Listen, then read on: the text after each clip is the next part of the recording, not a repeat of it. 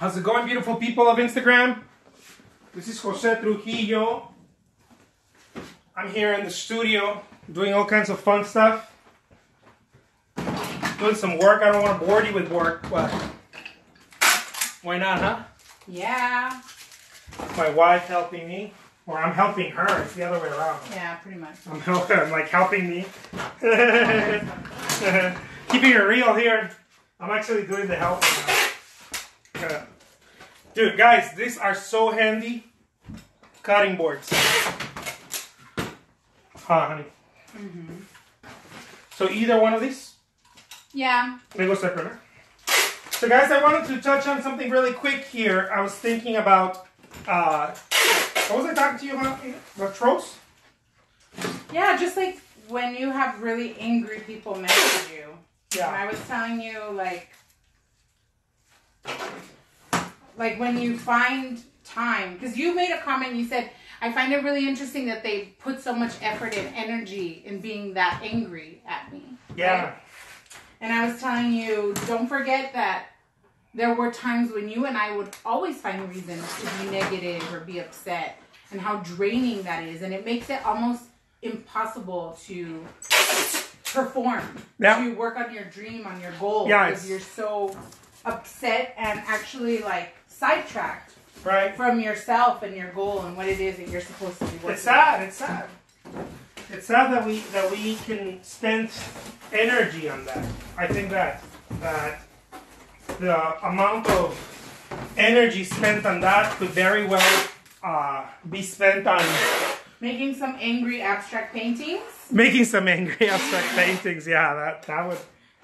Use that energy. You know, I've been reading this book, and he says that in the book he says that we have this infinite potential to achieve anything that we set our minds to, and when we don't do it, we become angry.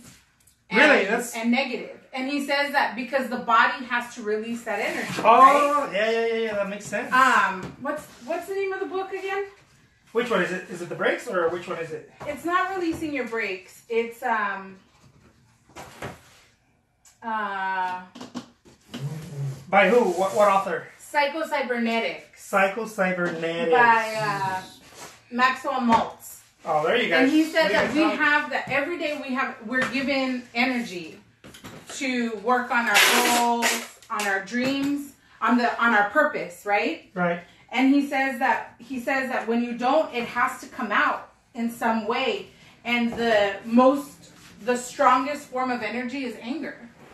So he says that that's why you have like people that have road rage on the street, or they're just angry throughout the day, because that's how your dissatisfaction for not doing what you're supposed to be doing comes manifest itself, right? Like that, yeah. And so I just, like, the angry messages don't even really, sometimes they get under my skin, but I think, it reminds me of when I've allowed myself to emotionally engage in things that I shouldn't. Yeah. Yeah, and it goes without saying, like, we all know, like, everybody's easy to say, oh man, don't pay attention to trolls or whatever. But remember, guys, when you are creating something, or you're showing up to something, whether it's artwork, dance, any type of art, whatever it is, there are forces, and I'm not trying to sound all airy-fairy and spiritually, but there are forces also that are going to show up as, there's this book that someone said, I haven't read it, but someone told me about this book called Resistance. There are forces that... It was on one of your Instagram videos. We have to look at it. Yeah. We have to check it out. There are forces that are just simply going to try to... It could be... And they don't do it because they want to stop you. It just seems that way. It's even yourself, right? It's even your own resistance. It's your cultural resistance. And it's your background, your religion, whatever it is. Your paradigm. Your paradigm. Right. And other people, you are reminding them of their lack of commitment. Right? So that's why they get upset. it's like if I wanted to be a rock star, right? And then I couldn't be a rock star for, because You didn't try hard enough. I didn't try hard enough. That's the reality, but we don't like to say that, right? That's the reality. And then I see musicians having fun, posting photos on Instagram, And then you send them hate-filled messages. And then sending angry faces, be like, I don't even like your music, your emo BS. Or maybe I'm not into their type of music, so I'll use that as a way to spill hate. Maybe I'm not into that type of music. Like, oh, that's not my genre of music. So subconsciously or consciously, however, the ego is going to be like, the unfulfilled part of yourself is going to be like, I'm going to use that to let these people know that I don't like their music. I'm going to try to tell them that it could be happening to you. I don't like your artwork. They're not really saying they don't like your artwork. They didn't like your artwork ever to begin with, because that's not their cup of tea, right? Right. But it doesn't have to be angry. The anger doesn't come from them not liking your artwork. The anger comes from them realizing that they should be doing what you're doing, and they're upset about it. Maybe they don't even realize it. I think it's so subconscious. It's definitely subconscious. It's so subconscious. It's like when you have to hear a song on the radio that you maybe think you don't like. It literally will just agitate you. And you can't figure out why it's so agitating. You know what I mean? Yeah. Like, it's so forceful, and it's so subconscious that we don't even realize it. Like, I mean, I've been working so much I've been trying to work on my mindset, but we don't even realize that we walk around day in and day out with a negative mindset. How's it going, Adrian? It takes, it takes you opening yourself up to gain awareness, to pay attention to your thoughts, right? Totally. And so many times, I don't even think people are aware that they have where these feelings are coming from. They're just angry. Yeah. Yeah. So I know that we all feel like we can overcome that, and we do. And there's moments that we don't. Right. But there's a little reminder right here. This happens to me quite often, and I'm sure it happens to many of you. When you have this type of engagement where, what people want to do is they want to burst your bubble, because they want to get you to stop because you post a thread. You are a reminder of a lack of commitment. So you're posting a thread. I wanted to be a weightlifter, and then I go on Instagram. That's not me. I'm just saying an example.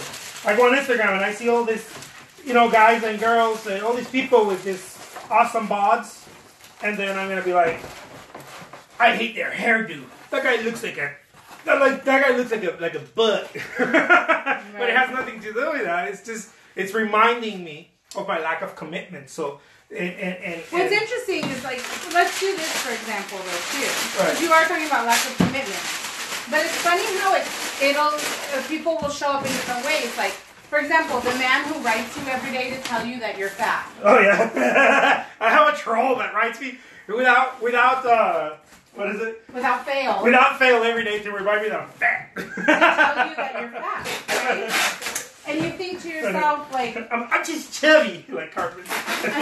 Stick one. And like, I had to, like, really sit and think about it, because, well, not think about it, but like think to myself, all right, so this guy makes such great effort to look for your posts. Yeah. To write that you're fat in them, right? Which, by the way, it's a good thing, okay? Now, it doesn't mean that I want that. I want people like sitting on my parade, but it's a good thing. I didn't mean to cut it in. I'm sorry. It's a good thing that people start talking about what you're doing. Well, no, I agree. But, I mean, it's just such a reminder. Like, it made me think, what are things that I invest badly invest my energy in. Yeah. You know what I mean? If you think about it, it's like really badly invested energy. Like, for him, you know? Right. He could probably be doing something else that would benefit him. And so, I don't know, I kind of use them as like teachable moments. Like, oh, do I invest my time in things like that make me feel bad? Yeah. Or, you know what I mean? Yeah, they're reminders of like... That keep you off of your course and your track and you're in the wrong mindset. Where do I act like that? Yeah. Yeah. I mean, because no one's perfect, right? No. So I'm sure that there are places where I, like, put my energy where it's not necessary, you know? Right. And so, yeah, those are things to think about when we see situations and spaces like that. Like, where am I misusing my energy? Where am I investing myself that no longer benefits me? Yeah. True that. Yeah, and you know, and first of all, the whole thing of trolls and all of that. I mean, it goes, you know. It's like a what is it, like a rabbit hole?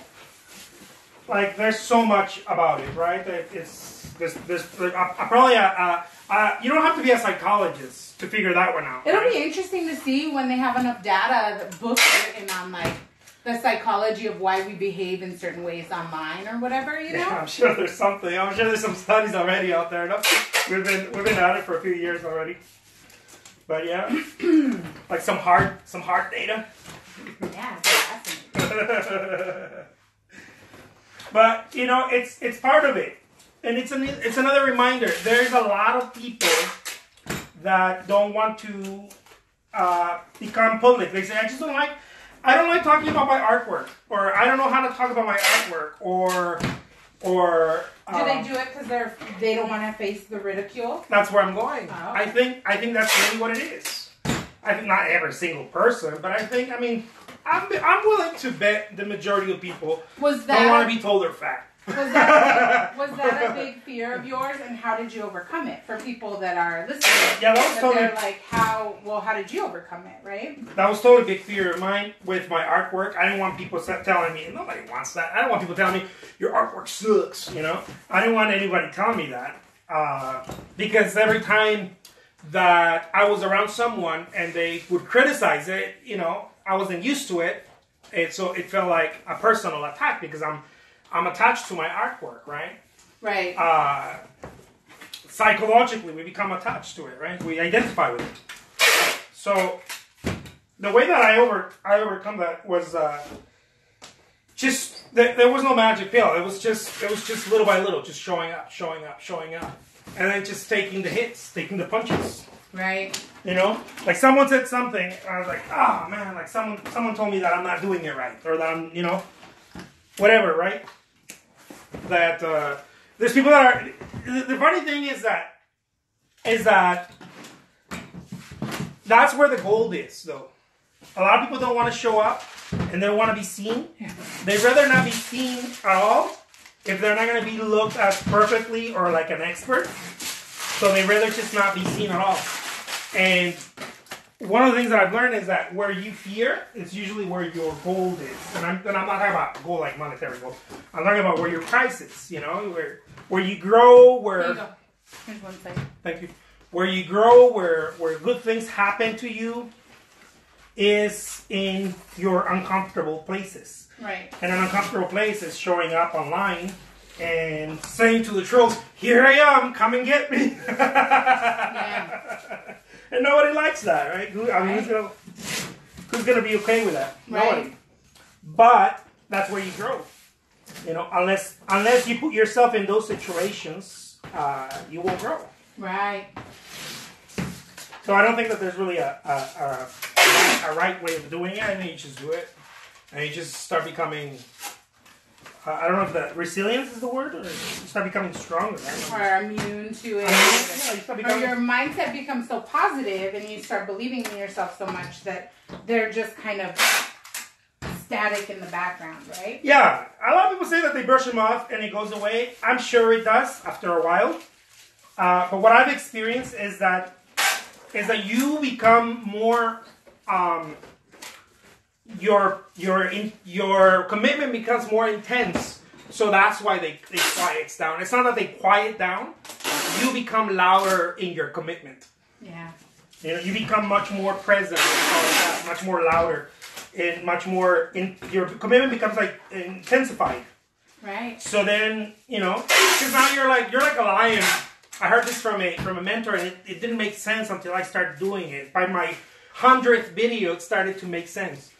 He said, you're like a lion after a gazelle, you know? You're like or after a zebra, wherever. You're like a lion. You're hunting something big. Your commitment is big, right? Right.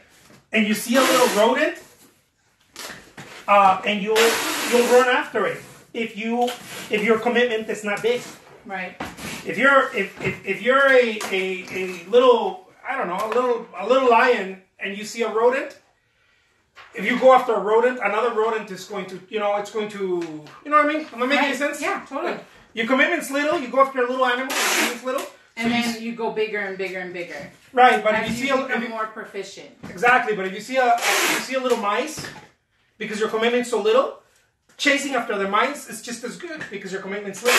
Oh, got it. You see what I mean? Right. But if you go after the big piece of prize, the big goal, you see the little thing going by, critters. Oh, and you don't waste your time. You don't waste your time because you're going after something big. Got it. That's what happens. You start becoming louder in your commitment. Right. It starts becoming stronger. That's what I experienced. I didn't experience it silencing. I experienced me going louder. So, there you guys have it. I hope that you guys enjoy this little segment. And I'm going to be sharing with you guys daily. My wife Lisette, and me are going to be sharing with you guys daily our process, what we're doing, what we're going through, what's keeping us motivated, and, tune in tomorrow for Thursday Cafecitos at noon. At noon. Arizona time. And we'll see you there, I will guys. be there this time. Yeah. I've missed you guys. Working. Yeah. How's it going? Stebonix? Yeah, always. Always working. Awesome, guys. Take care. I'll see you soon.